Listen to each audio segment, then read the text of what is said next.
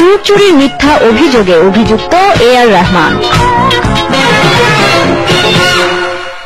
দর্শক, এবার থাকছে একটি গান চুরির খবর। হ্যাঁ, গান কপি পেস্টের অভিযোগ। আর এই অভিযোগ উঠেছে অস্কার বিজয়ী সঙ্গীত পরিচালক এ.আর রহমানের বিরুদ্ধে। বিশ্বসেরা এই সঙ্গীত পরিচালক নাকি এবার হুবহু কপি করলেন বাংলাদেশি সঙ্গীত পরিচালক প্রীতম আহমেদের গান, যে গানটি গেয়েছেন শিল্পী আসিফ আকবর। বিস্তারিত দেখুন প্রতিবেদনে।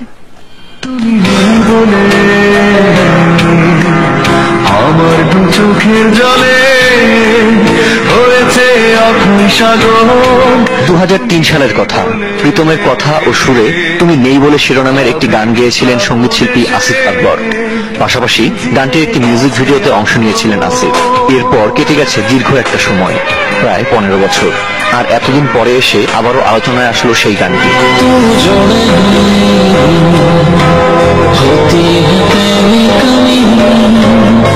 প্রীতমের সঙ্গীতে আসিফের গাওয়া এই গানটি হুবহু কপি করে বানানো হয়েছে নতুন একটি গান, হিন্দি গান। আর যে গানটি সঙ্গীতায়োজন করেছেন এ.আর রহমান। গানটি লিখেছেন অমিতাভ ভট্টাচার্য, গেয়েছেন কেশব গোস্বামী। সরাসরি কপি তুজো নেহি শিরোনামের এই গানটি ব্যবহার করা হয়েছে মুক্তির অপেক্ষায় থাকা সিনেমা ওকে জানুতে। কিন্তু ইউটিউব চ্যানেলে গানটি আপলোড করা হলেও এটি আসলে ওকে জানু সিনেমার গান নয়।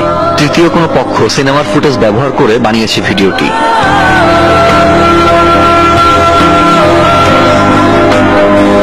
এই বিষয় নিয়ে নিজেদের ফেসবুক পেজে আক্ষেপ ও মন্তব্য প্রকাশ করেন সঙ্গীত শিল্পী আসিফ আকবর এবং সঙ্গীত পরিচালক প্রীতম আহমেদ, যেখানে তারা দাবি করেছেন তাদের গানকে হুবহু কপি করেছেন এ.আর রহমান। আজও ভুলিনি সেই স্মৃতি, মনে পড়ে যায় বারবার। এদিকে হিন্দি তুজো নেহি গানটি গেয়েছেন কেশব গোস্বামী, যা বেশ কিছুদিন আগে আপলোড করা হয়েছে সাউন্ড ক্লাউডে।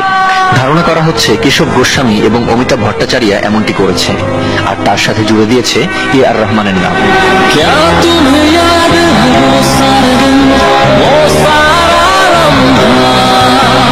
এদিকে আসিফ আকবর নিজের ফেসবুক পেজে এ.আর রহমানের বিরুদ্ধে গান কপি করার অভিযোগ তোলার পাশাপাশি বেশ অবলীলায় স্বীকার করেছেন তার অতীতে গান কপির কথা, যেখানে তিনি বলেছেন এ.আর রহমানের দিল সে গানটির কপি আমি গেয়েছিলাম কিংবা গাইতে বাধ্য হয়েছিলাম।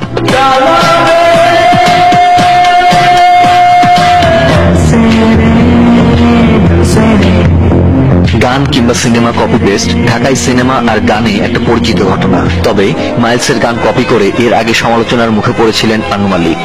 আর এবার প্রীতমের গান কপির মিথ্যা সমালোচনার মুখে পড়লেন এ.আর রহমান। তবে এইসব সমালোচনায় আদৌ কতটুকু পরিবর্তন আসে তা ভাববার বিষয়। আর তার আগে দরকার সত্যতা যাচাই।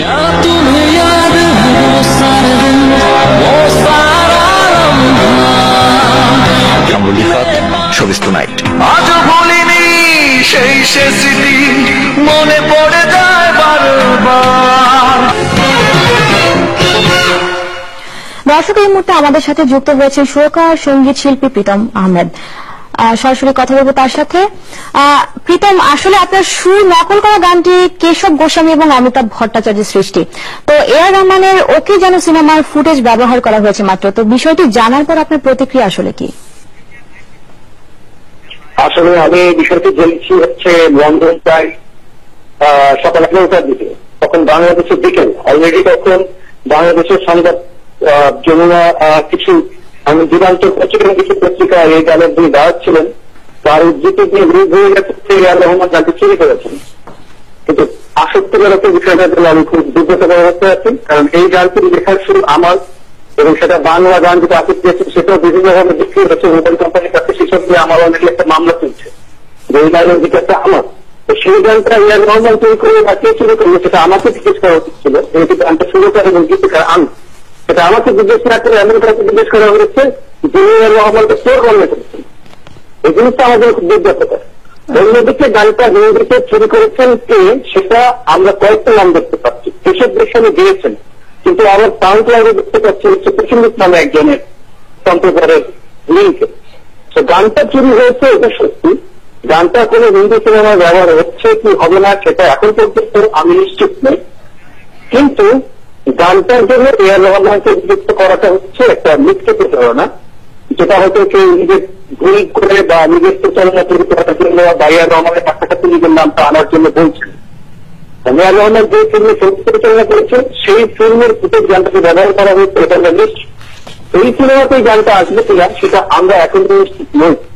So, প্রীতম, আপনাকে অনেক ধন্যবাদ। আপনার মাধ্যমে আমরা আসলে অনেক কিছু জানতে পারলাম।